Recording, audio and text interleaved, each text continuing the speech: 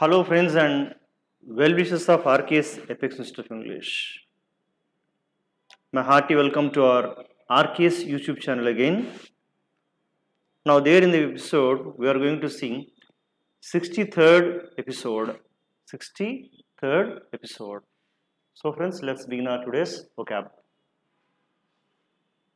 Manu's historic branch opens India's medal hunt.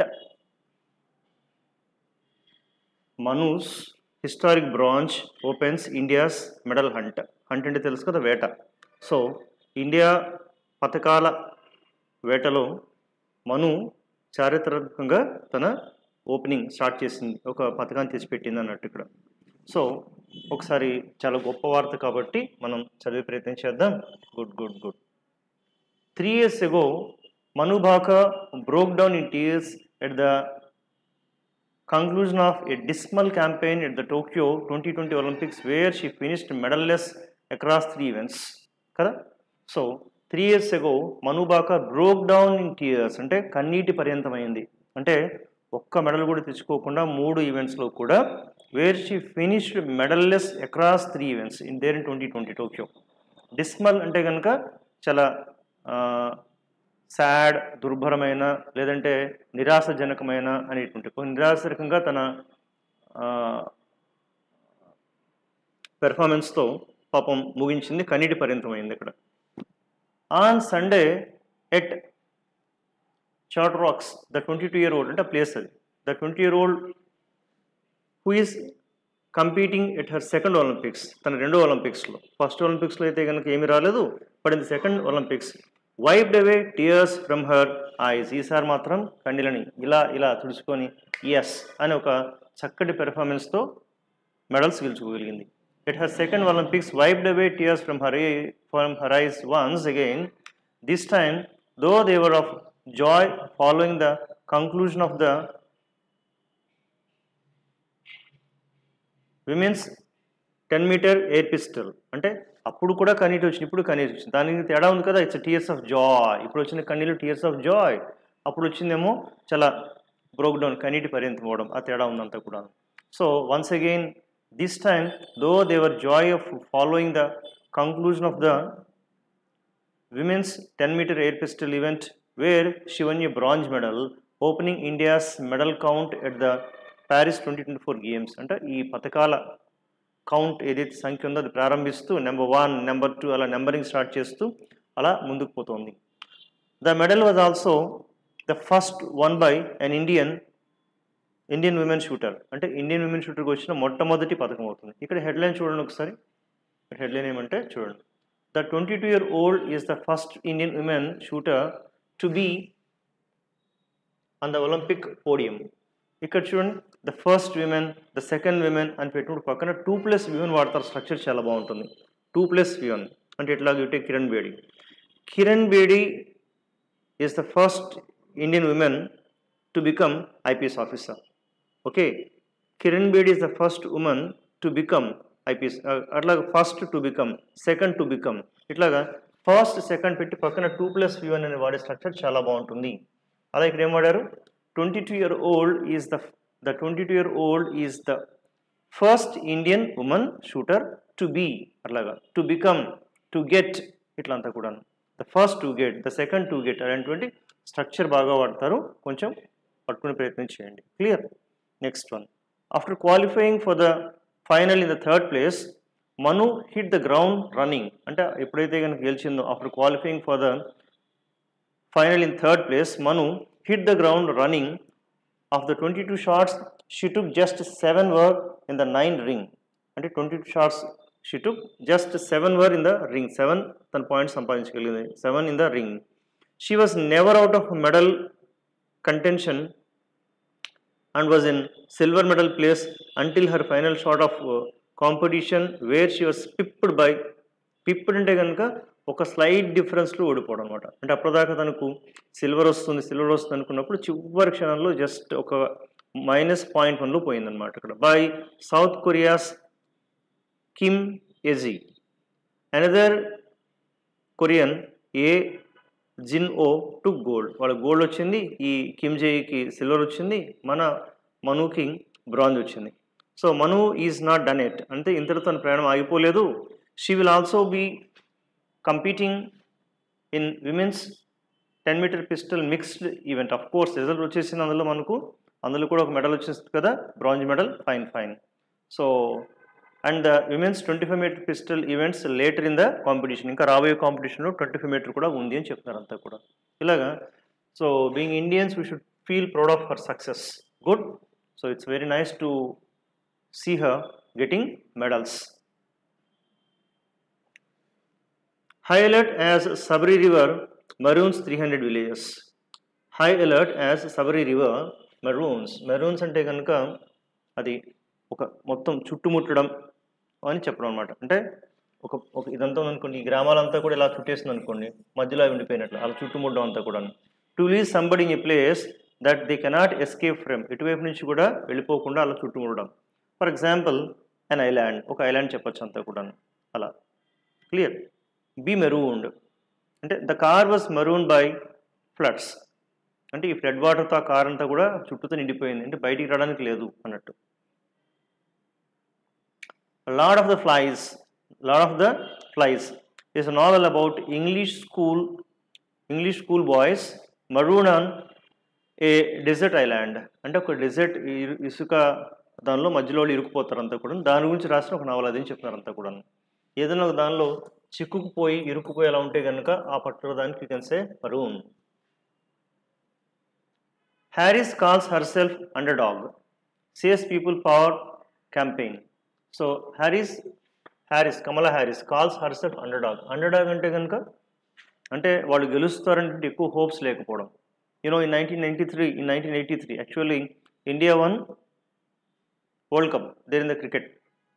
But that time we were underdogs. I mean, we entered the cricket match being underdogs. Underdogs ke vellam, pedda hopes em levu. Kani okoti break chestu manam iradam jarigindi akkada.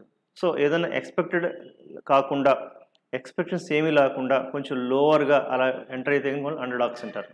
So here Kamala Harris calls herself underdog.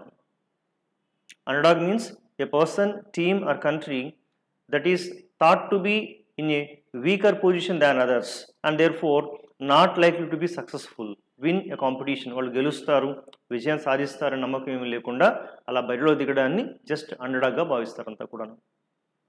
Before the game we're definitely the underdogs, అంటే ఆ game start అయ్యే ముందు మా మీద ఎవరికి పెద్ద hopes లేవు, తప్పనిసరిగా మేము అండర్డాగ్స్గా వెళ్ళాం, ఆ తర్వాత మేము ఏదో చూపించాము అన్నట్టు చెప్తున్నారు అంతా కూడా.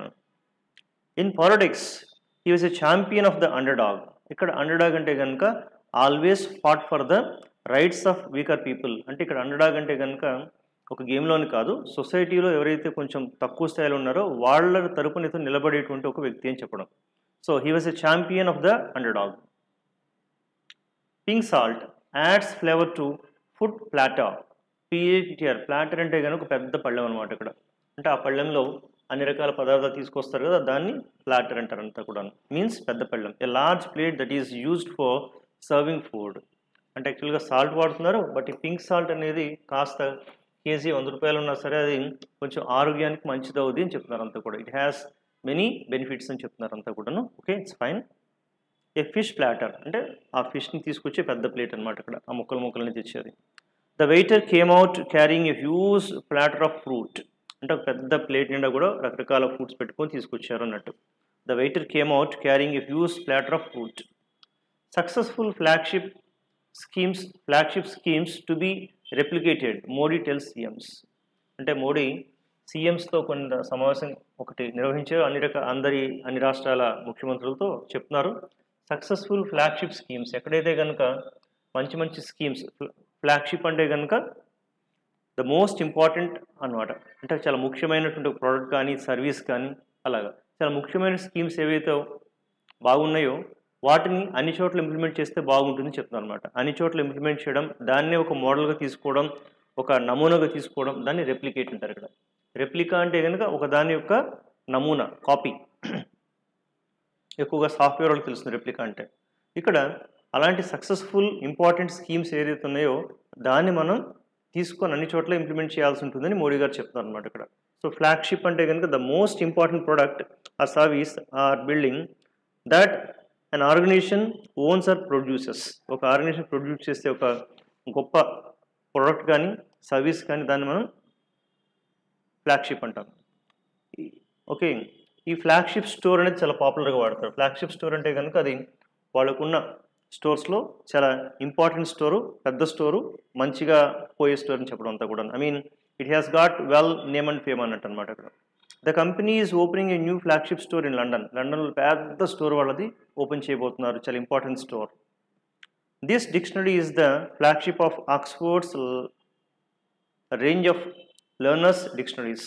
అంటే ఆక్స్ఫోర్డ్ లెర్నర్స్ డిక్షనరీ ఇది ఒక చాలా ముఖ్యమైనటువంటి డిక్షనరీ, అంటే అందరూ కొనదగిన చాలా ముఖ్య పాత్ర పోషించే ఒక పెద్ద డిక్షనరీ ఇదని చెప్తున్నారు. Dictionary is the flagship. Flagship means very very important product.